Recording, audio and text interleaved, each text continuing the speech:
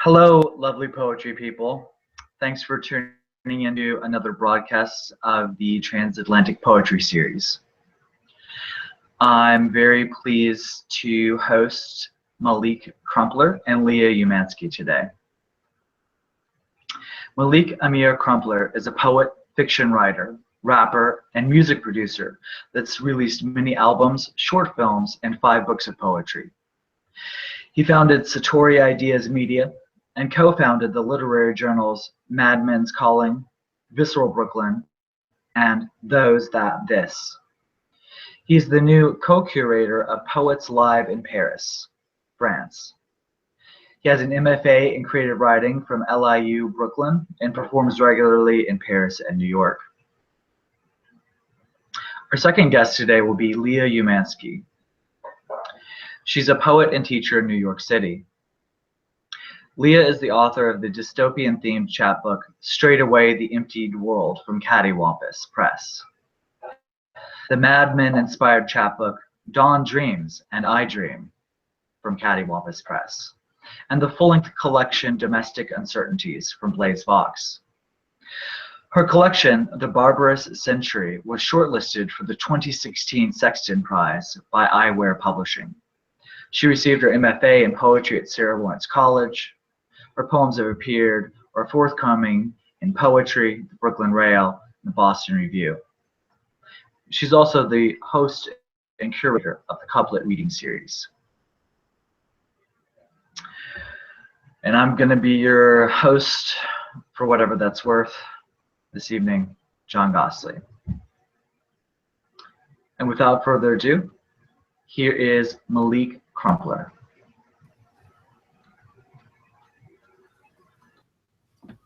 How you doing out there?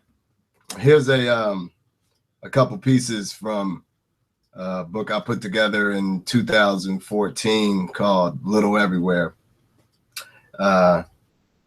It's mainly based in sections beginning in Arkansas. Here's one of the characters.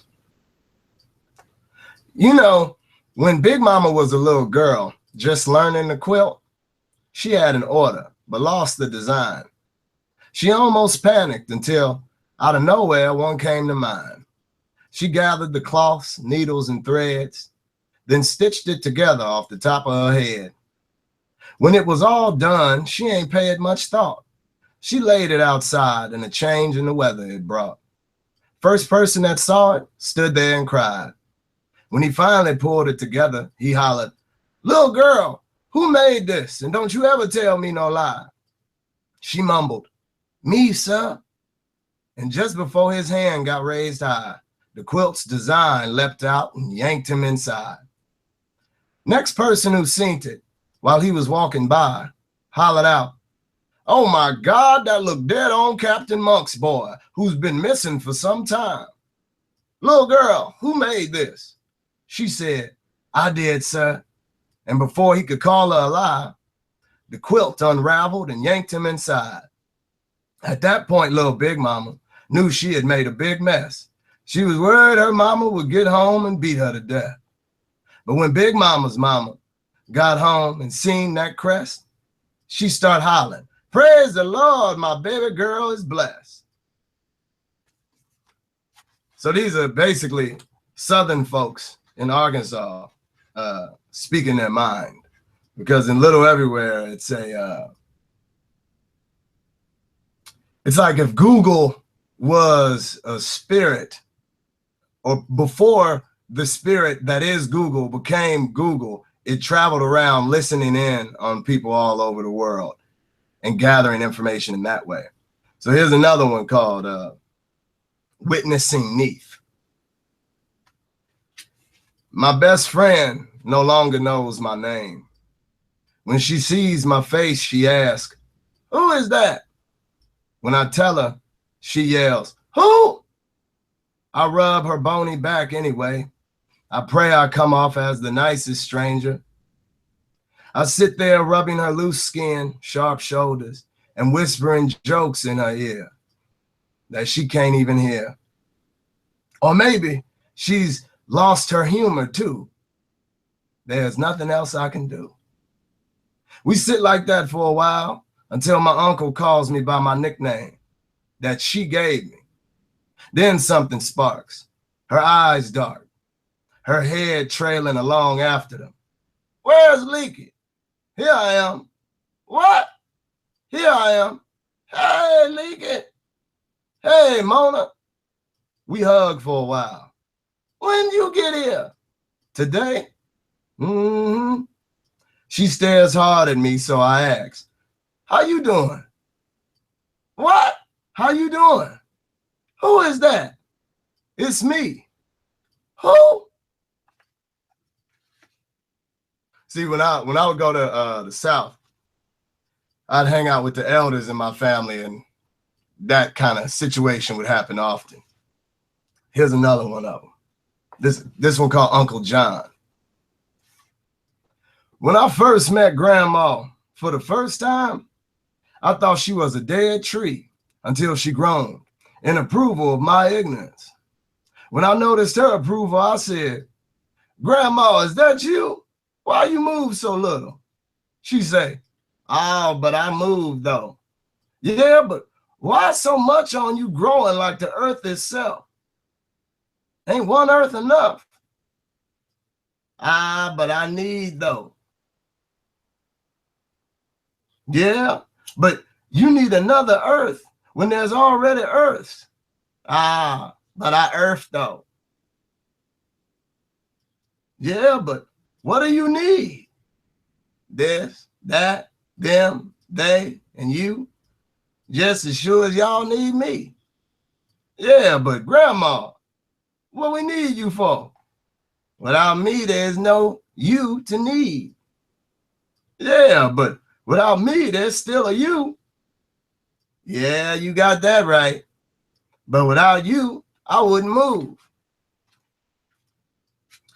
And then it moves out of the South into, well, you could say it's the Great Migration happening. And so then it moves over to San Francisco. This one is called Bob Kaufman Appears. My life and all those dead individuals involved, not a trace of naivete remains. Innocence never lived in me. None of what I relay is to deter you from this fact. I have always been wildly uninhibited, madly, prophetically, or schizophrenically inhabited, insanely unattached, criminally unconcerned, and terribly rude. Absolutely aware of the creatively concocted curse I gave myself, only for the challenge of unbinding it, unabashedly abusive to myself and others, always naked, always vulnerable, always on the way to make or do something that must make it all mean something. No matter hollering or screaming at the bar, or quietly crying in the back at a Zooid gig, or a William Parker hit, or a shit terrible movie in Times Square, or even a discount opera, AACM concerts, or sobbing almost endlessly at the intricacies of a certain Butch Morris symphony. Me is all I ever hunted. All the me's ever before, after, now, and in the to be. Violent than any narcissist, wilder than Odysseus's wildest odyssey, concerning surviving the disgusting voyage back to whatever source I came from. No road map available. Then you get on to this other piece called Lock Language that I put together when I was in residency in Paris that continues the theme of just voices talking, you know, because in a particular way, if crazy people, so-called crazy people, could just be given pens and allowed to practice writing what's going on in their heads, they'd all be poets, perhaps. So this is from Lock Language. Because truth is full of lies, trembling like light on water, what isn't in it is everything it reflects, or is it more innocuous? In the end, subtle desperations divide into nano segments, sedentary questions explode. into solid bodies who have only answers that exist as farms of fantasies to be harvested by mad children idolizing self-medicated creatives. Another one from this one has to do with, you know, when someone who's been locked in language for so long suddenly unlocks that language by meeting another person who digs their language, or so to speak, speaks their own language. Because, you know, when you're in another country and the person can't speak your language or you can't speak theirs, you find that there's another language that's much more important and much more honest than the so-called languages of location. So this one is called Anais. There's her laugh, cigarette relit, feet bobbing, waiting for more laughs, windows foggy. The food is reheated. Braxton is the sound. We listen. The laughs arrive. That's the only sound, we said. Yeah, nah, I didn't say a sound. Didn't even tell the music to turn down. The elephants are coming and they're not happy, she said. Her cigarette is out. 2 fingers tap her mouth. She gasps, pointing to an ant crawling down the drapes. Then she states, to say you are mad in France, they say you have a spider on top. How you say this, the little insects? I searched through our non-language. Oh, the ants? She laughs deep and wild at the silly name. Braxton finishes. Threadgill hits. Zooting. She giggles. Ooh, I like this. I dream that the gypsies in Saint Michel from earlier, I gave a pistachio cake to, which they ate, and while doing so, no longer asked for change. Then there's the whole trip on museums, whether, you know, you're in New York or DC or Paris or London. If you get bored, you always go to museums. And when I go to museums, for some reason, the painters talk to me. I don't read those little cards. And instead of the little cards, I like to write a poem that if one day someone would put them next to the painting, maybe something would happen. So in that case, this was well, you'll see who's in it. Cezanne, give us every nothing you have. Let lateral improvisational leaps loose until Duchamp finally constructs a laugh, exactly as it witches. Sharp grunts slice the us, making Gustave Moreau's sublime shrill simplified into glowing okays, into electric white oars. Never nursing, so close to non-words that all those precious empty skulls wardrobes. Nothing weak in the river. Ugly lovers lick and kiss after births, starving to achieve acceptance into that chaotic non-search. Then, oh, yeah, there's this one too. I don't know how many people drink absinthe anymore, but it should be mandatory in life that one must sit and drink absinthe at least once alone, because certain things happen. I was drinking absinthe alone once, and this happened to me. Or at least this is what was written in the morning when I woke up. I do not suffer hallucinations. I do all I can to conjure them and keep them entertained. Stay, you fleecers, be swelling and always overwhelming. Impress me with more than your mere presence. Let us interview one another, essence to essence. Rarely do they ever take me up on the interview, but this is all formality, for they do indeed take me on dense journeys into their everywheres. In there, I am all cameras. In there, I am their hallucination. In there, I am their apparition. In there, I've crept up on all of them, giving neither my name nor age. Yes, I am that very hallucination. Perhaps I am even the one that visits me. And then lastly, I'll do a quick one from the first book I wrote when I was running around in Spain trying to desperately write my first book of poetry. So I was chasing Lorca and Duende and the gypsies everywhere. And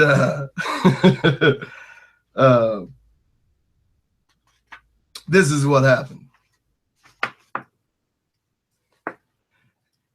Every poet is a criminal, language itself. Every poet is dismal, for the truth it can never actually accurately tell. Every poet makes movies, disappearing behind the camera. Every poet is a portrait that has no painter. Every poet listens to the song in between. Every poet is a dancer, choreographing a passing thing. Boring ballets bother it so. Better music is required to yes the no. And maybe one more, a quick short one.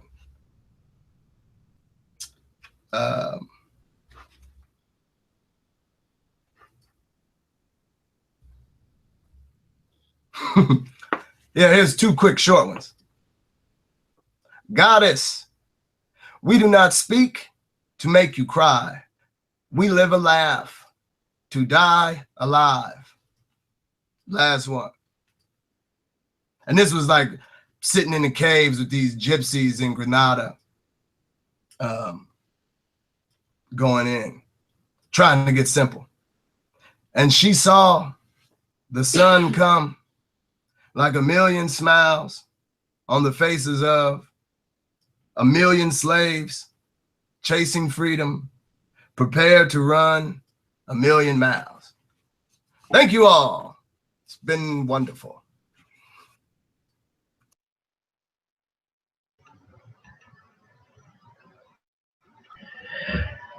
Thank you, Malik.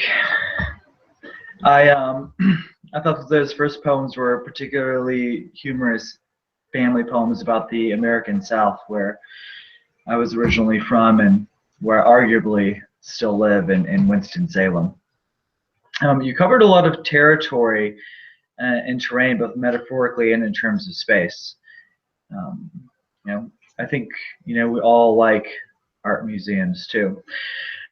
And the last story about the gypsies in the caves, that was interesting. I've been in some caves too in Turkey, but I mainly just climbed to break down some stalagmites, which I think I still have around here somewhere. Next, we will have Leah Umansky read. I first encountered Leah's work a couple of years ago in Poetry Society, and then pretty immediately in poetry and a few other places. And I was like, she's on fire. And really, she still is. Leah Umansky.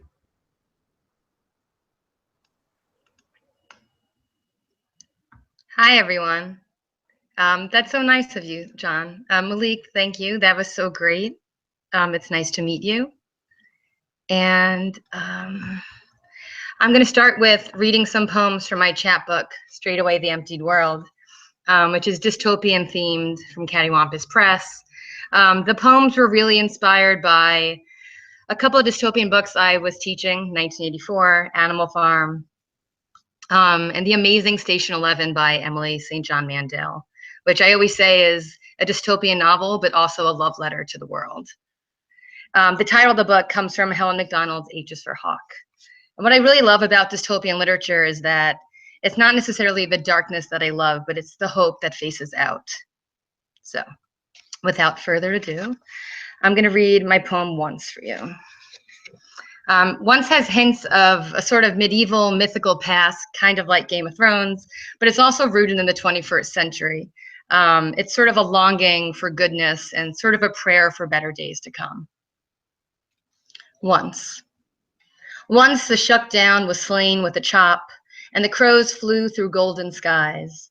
Once the beastly tidbits were each handed the choicest casts and told, run, Once the beseeched and the hounded bade, see. Once honor returned to feast on its sop of bread. Once the rally whims came from the night peepers, those starlit follies, even. Once the cordial greeting of nightfall was banished from thoughts, and all men shouted, ho, at its forked entry.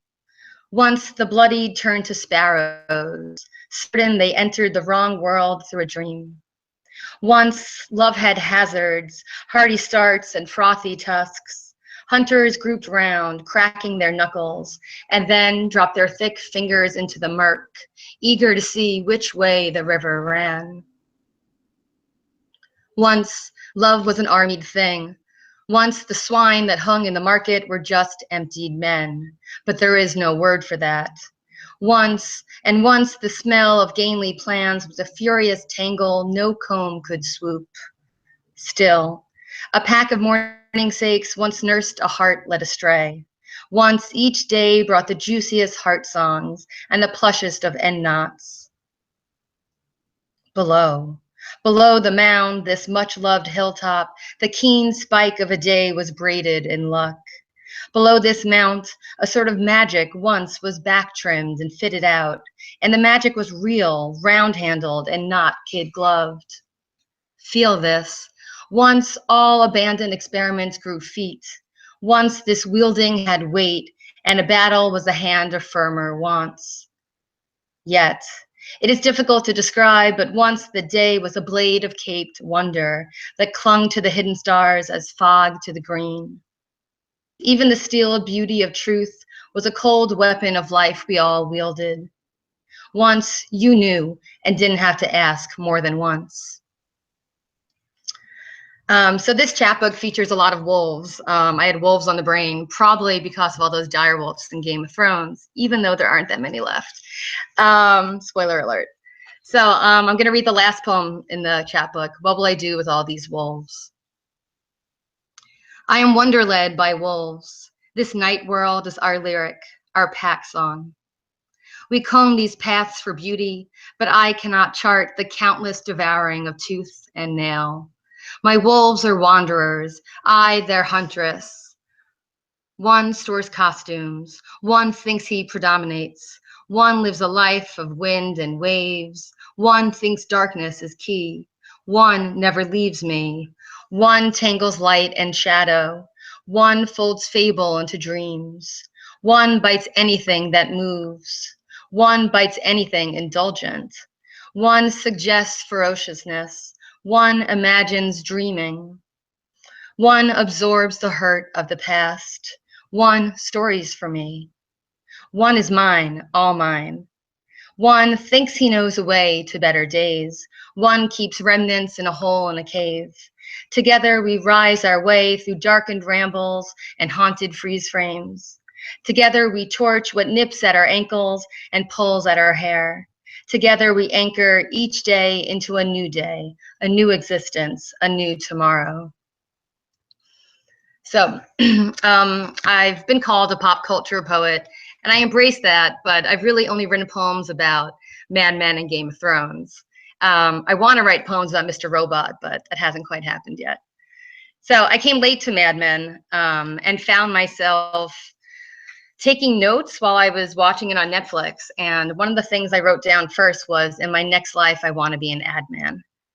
And I started writing that poem. And before I knew it, I had enough poems for a chapbook. So this is Dawn Dreams and I Dream. And you'll notice a wordplay.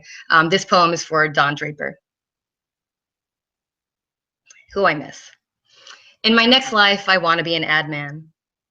I want to be donned in somehow, donned in everything, donned in the forgotten and the ecclesiastics of sex. Drape me in the charge, drape me in the raptured, drape me in meaning and keep it private. I want 2 lives, one in the city and one in the country. 2 women, a blonde and a redhead. Drape me in wealth, drape me in booze, don me in diamonds and fur. Drape a secretary here and then there. Executive is the word that comes to the lips, and they smile for you, sister. Don me in designer suits, don me in a new age, don me in what's coming. Drape the future around my shoulders, drape the next life across my lap.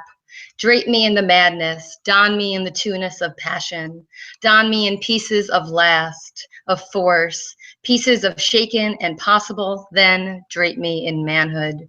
Drape me in machinery and steel, don me in utterly and plush utterings, and do I sound like I'm stuttering? Make me look good, the world is dangerous.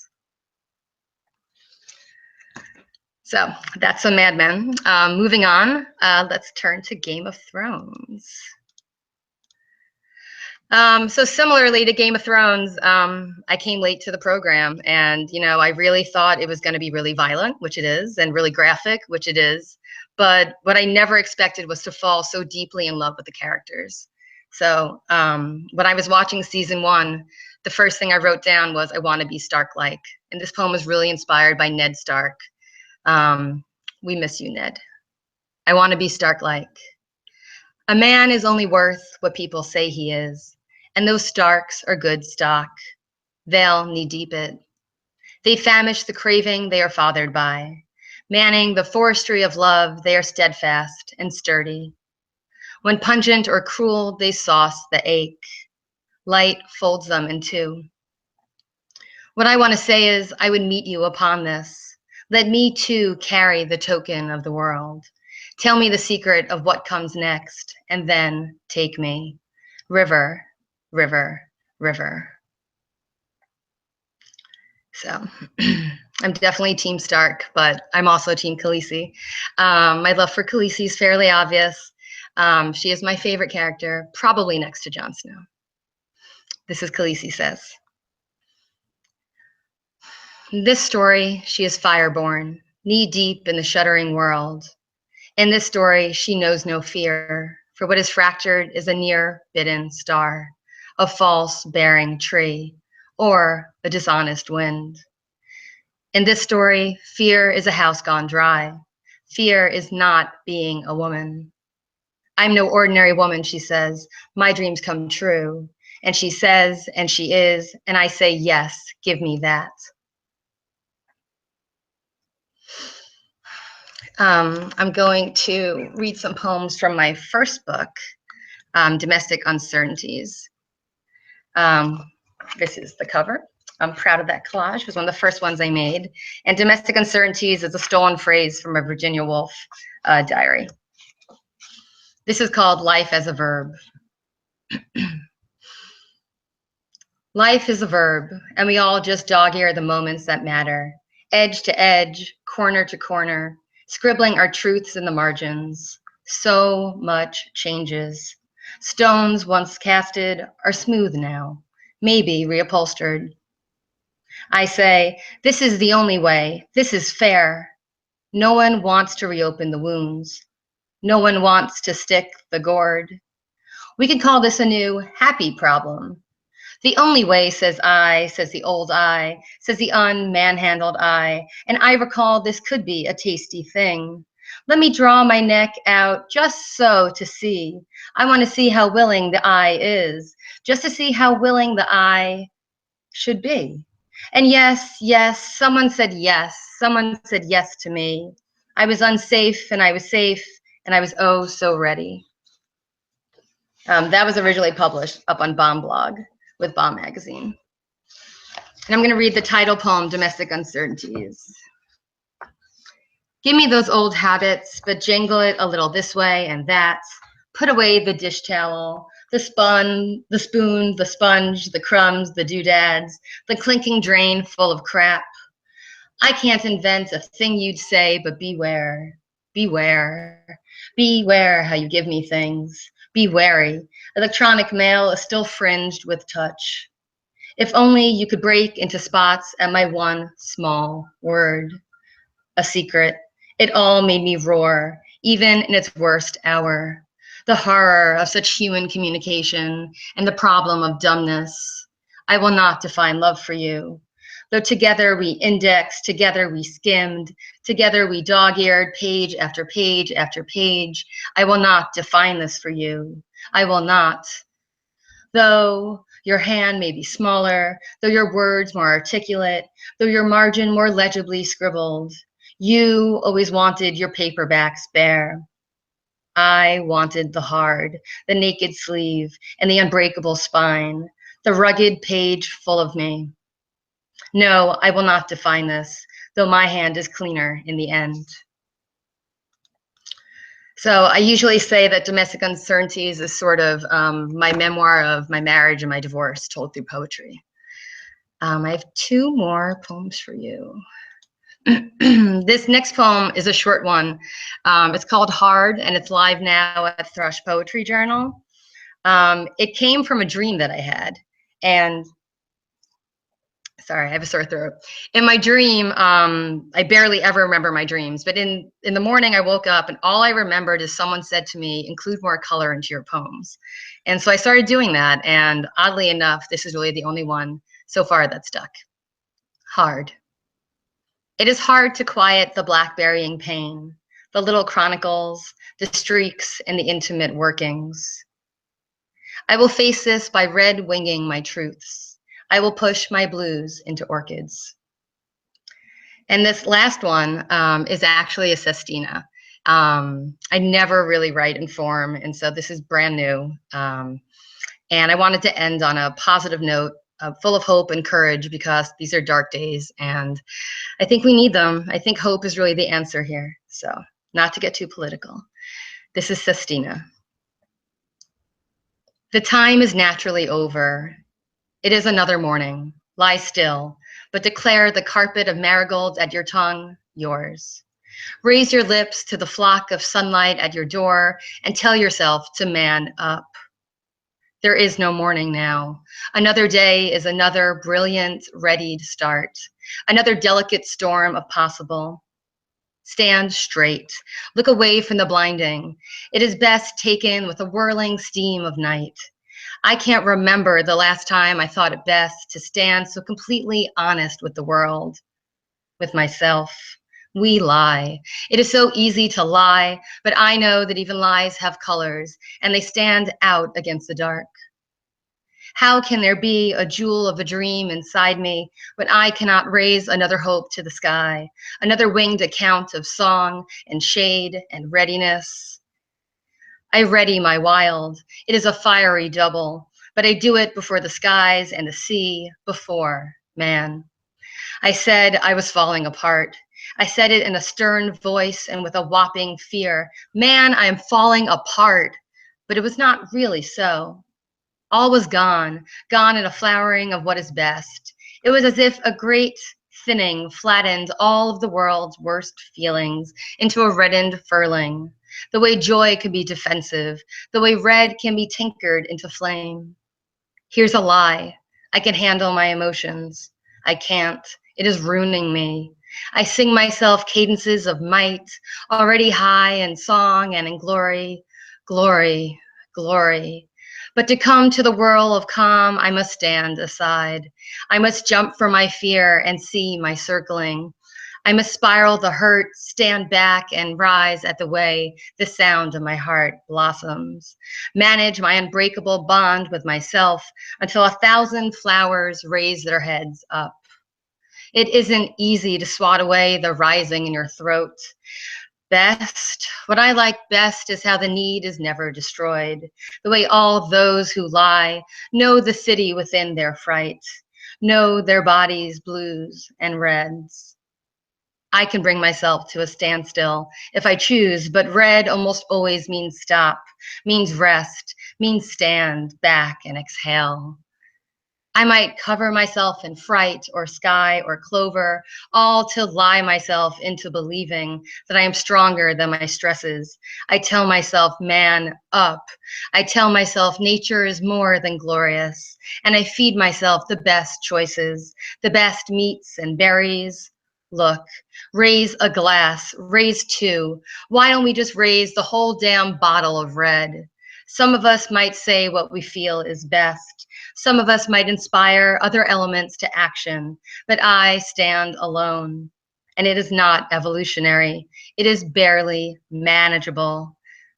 I'll be honest, it is practically a lie, but it is one worth telling. I am bold in this lie. I raise it to my lips. I salute the readiness of myself, and I manipulate the rest. For the joy of no longer standing alone, that bold sprig is best left to blossom. And that's it. Thank you so much to everyone at Transatlantic. This was fun. I hope you enjoyed watching this. Thank you so much, Leah. I know divorces are always very, very intense.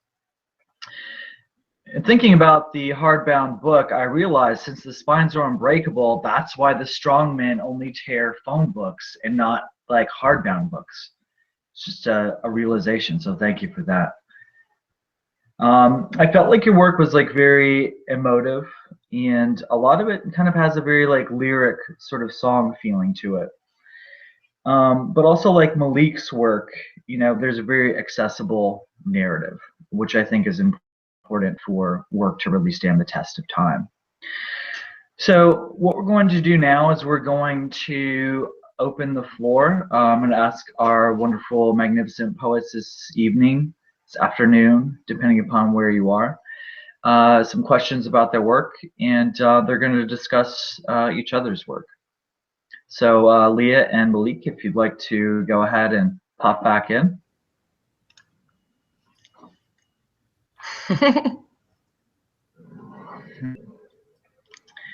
So let's talk a little bit about process. And Malik, why don't you answer this question first, and then Leah, you can. So Malik, tell us a little bit about how you come to a poem, how you write a poem. That's funny. The way it goes is different every time. I find that I get the most work done under pressure of deadlines and also traveling. Like with my first book, the only reason it took forever to assemble that book until I was in Spain, and then in Spain it just came. I don't know what that's about. I don't know how that happens, but you know, it just. I guess you know what it is? It's because you're away from your job and you don't have to do all the other stuff, so you could think clearly. You know what I mean? Very interesting, Leah. And then sorry to cut you off, but and then the revision process is completely different. Tell us a little bit about the vision process. What do you mean? Revision. Oh, revision, editing. Okay. Revision takes forever. I think Leah might have some comments on that last part, Leah. Oh, you're bad. I almost always need to be at a computer to write. I definitely jot notes down in notebooks, and I have this awesome list app on my phone. So I sometimes put notes in my phone if I'm like at a reading or something like that, and I don't have my notebook.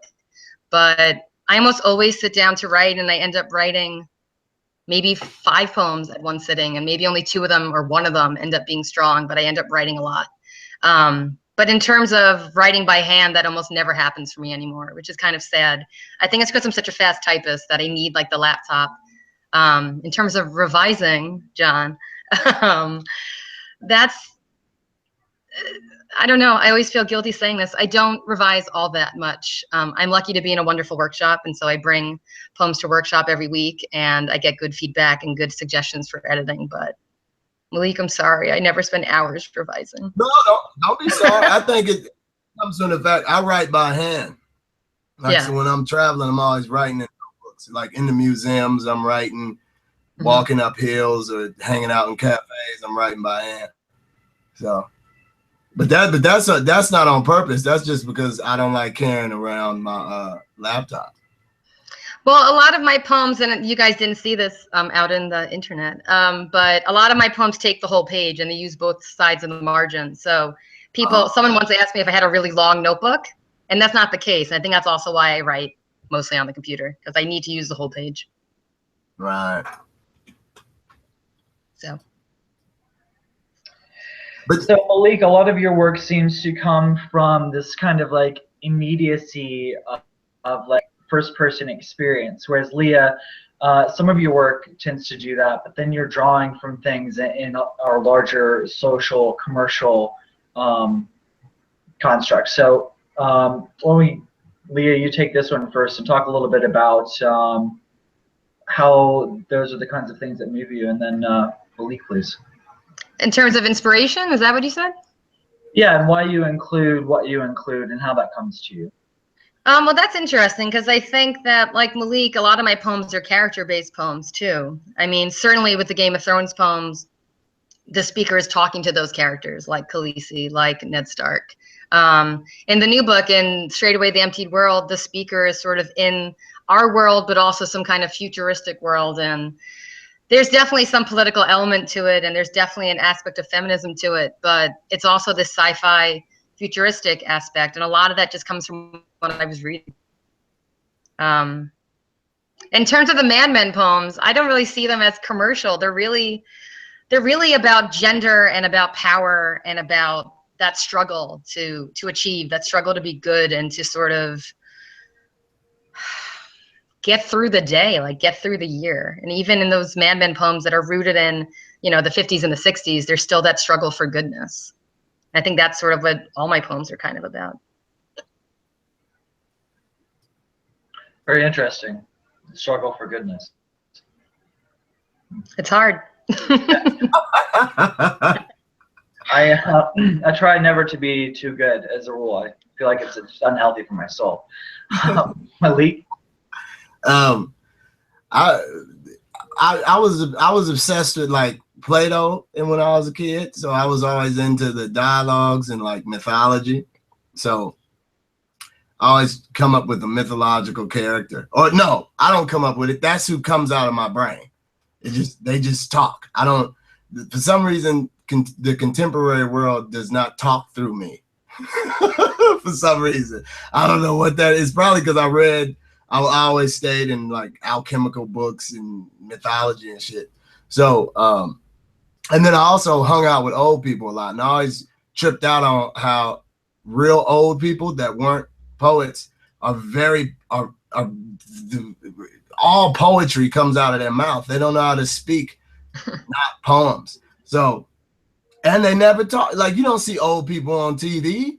There's no more Golden Girls on television. Like they're the voice. Everybody talks about the voiceless people being, you know, a particular group. Like the senior citizens are voiceless. So I always have these old people that are talking in my head constantly, you know. So they usually tell us that, you know, old people can, because they're old and they're not tripping on being linear. They can say anything, and they often do. And because I'm always looking for like an honest character, and you are too, Leah. Like your character is honest about the right now, and I always just found old people amazing. So I always write from their perspective. Yeah, so yeah, they're my inspiration. I never thought about that, but that's the ones who talk first. When younger people talk, it's like coded slang language when I write. You know. I get a kick out of like the way New Yorkers talk with all that, like 5%, what up, God, son, B, like all that, like what? Like, are you talking to God right now? Like, who is the sun? Are you talking to the star of the solar system, son? So that's why I get it. I mean, language also really is an inspiration. That's sort of a cliche, but I'm always like picking words from different sources. Mm-hmm. And that sometimes propels me also with writing a poem. Yeah, and you do a lot of the song form repetitions, because you were saying you don't do form, but you're doing the in music, you know, you're coming back to the root position all the time. Yep. Which makes it like, you know, you can groove with it.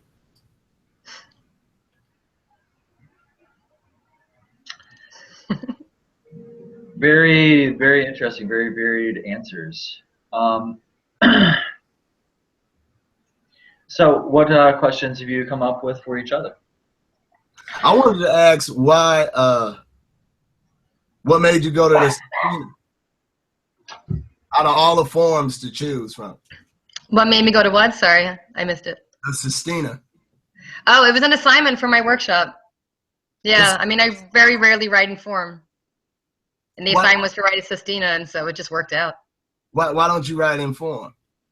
It's just not usually my go-to. So for me to do it, I have to like give myself an assignment, which I do sometimes do with writing. It sort of, you know, breaks up the patterns I typically you know, you always write, or at least I do, you like, there's a certain go-to that you always have. Right. And so sometimes choosing in a form kind of breaks that up. You, and like you said, with the repetition, the sestina works out really well. So you feel like that's your form do you feel like your form, the go-to form is formless? Or kind of. I mean, traditionally speaking, yeah. Did you not come up like writing couplets and sonnets and terza rima? You just came into poetry as expressing yourself? Or what was I mean, sort of, yeah. Of course, I wrote in forms during my MFA and in college, but I sort of broke out of that. But even before that, were you writing in form? No, not really. Right. No. I was really curious about just your characters, and like you said beforehand, that you're always writing with these different voices in mind. And so, what was the first one you wrote? Do you remember the first sort of character voice that came to you? Oh, see, I started writing very young, so I had all kind of ridiculous characters. I used to write from the voice of monsters when I was like a little kid. Like we were talking about before we got on here, we were talking about Freddy Krueger, and I used to write from the standpoint. Like, have you seen Penny Dreadful? No.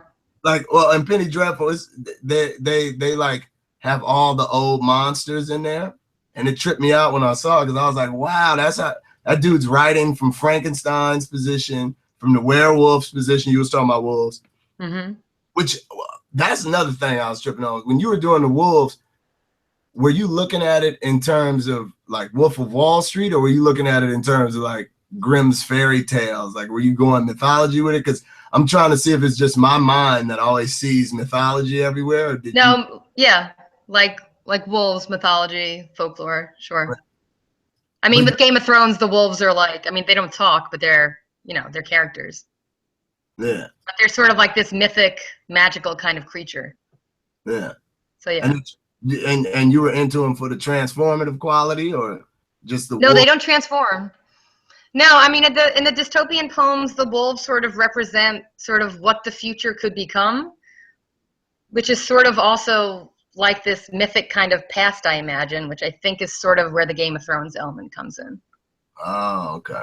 If you're not familiar with the books or with the TV show, that might, I don't know, for other people listening, that might be hard. But yeah, the wolves are definitely, they have this mythic quality to them. Like a magical quality. So when you were a kid, you were into myths and all that too? Not really. No, I really wasn't a big reader until I was older, like a teenager, like 16, 17. It's a big taboo. I know, it's sad. No, most people don't do that. I worked at a bookstore for a long time, and most people have no idea about the old myths. They don't even care, you know. Like when G.R. Martin, that's his name, right, was doing George R.R. Martin, yeah. Yeah, they had no clue that it like Tolkien even existed. They didn't totally. Yeah, it's a lot like Tolkien. Like customers thought that was just a movie. Right. This is great. Yeah. Are you into like aphorisms too as a form? Not really. Oh, okay. Maybe one day.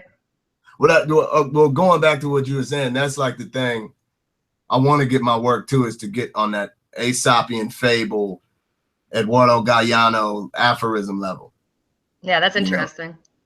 You know? Yeah, because then it just could hit like bong and get away in a page. Yeah. Well, and those myths and stuff are relevant today. Like, people are looking for that. Yeah, you know? Everyone's a myth.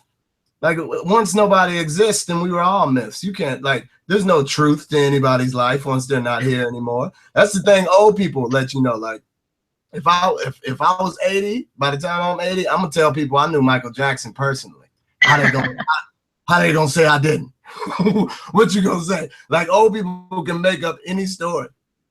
You know, they're walking fiction. They're walking poems. It's amazing. And that's awesome. Yeah, so you know, there was another thing I was gonna ask you about. So when you saw Madman, did you know that this was about to be your subject when you were watching it, or did you have to work it in there? No, I mean, there's other poems in the book that I decided not to read today, but I thought I was going to hate it. I mean, when I started watching it, season 5 was already on TV, and everything I'd heard about Don Draper sounded awful and like despicable, and I thought I was going to hate him. And then as I started watching it, I really sort of felt for him and felt for his flaws and his struggle. And then when you get introduced to the women on the show, I mean, they're just powerhouses.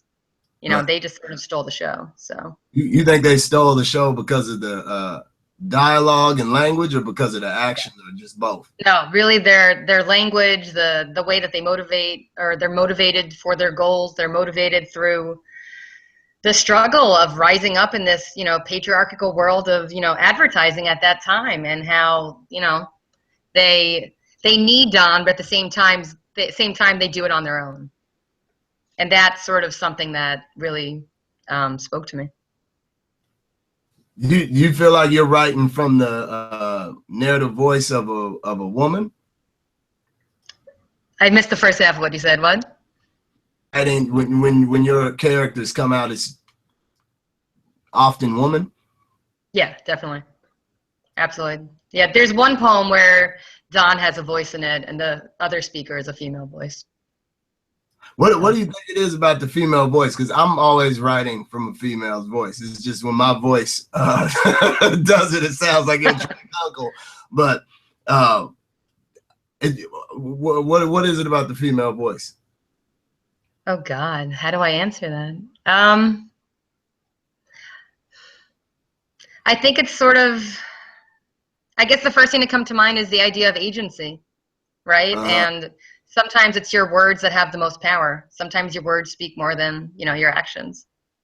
So I think it's sort of the ownership of language and sort of using that as a mechanism, if that makes sense. Yeah, that makes sense. I know I do it, one, to be in line with the original writers, because from my research, women started writing.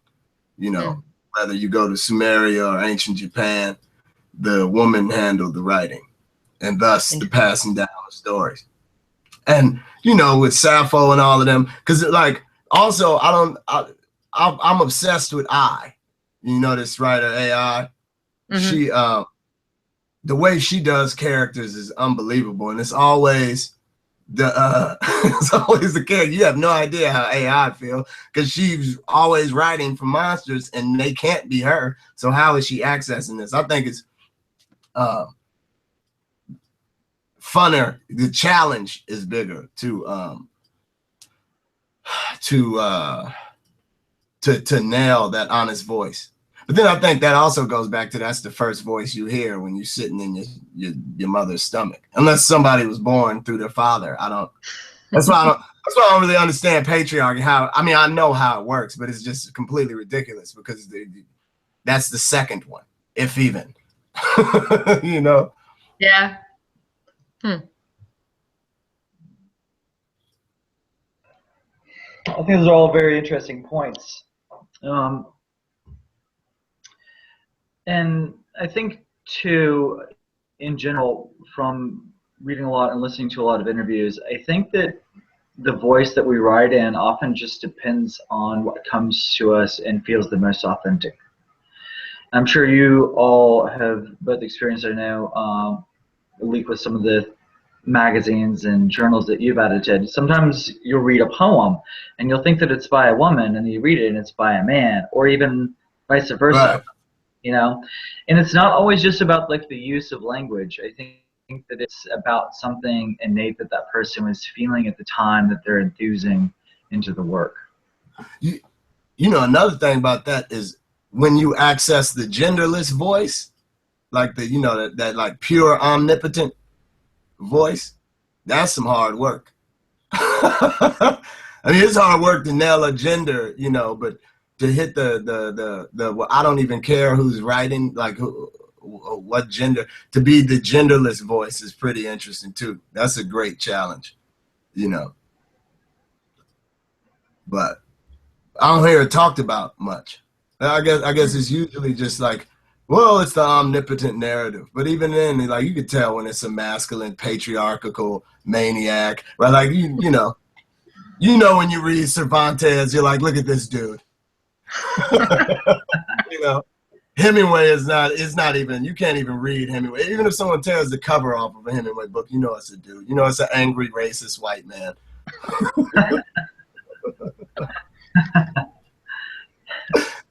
You know.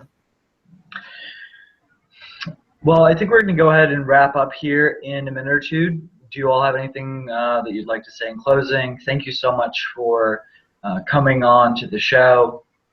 Malik, for being able to make it at such short notice. I'm so glad that we could have you on. Both of you have been great today. Thank you. No, it's a pleasure. My closing would be thank you all, and thanks to every and anyone who's listening for listening. Absolutely. It's been really fun. I'm eager to hear who tuned in and who plans to tune in later. And John, you've been great. And Malik, so great to meet you. Good meeting you too. Hear your poems. All right. Well, wonderful. Well, thank you everybody for tuning in to this month's Transatlantic Poetry Series. Next week on the 20th, we are going to have